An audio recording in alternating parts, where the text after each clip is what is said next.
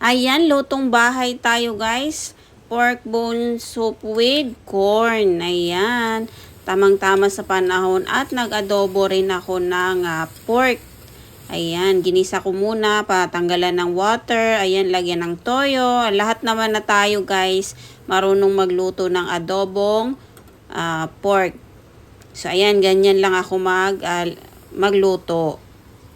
Ang ihahalo ko dito guys, ay lagyan ko siya ng dried, not dried, fried tofu. Ayan. So, dito kasi gusto nila yung masabaw na adobo. Kasi nga, kung dry yan, naghahanapan tayo ng sabaw. At nagisa na rin ako ng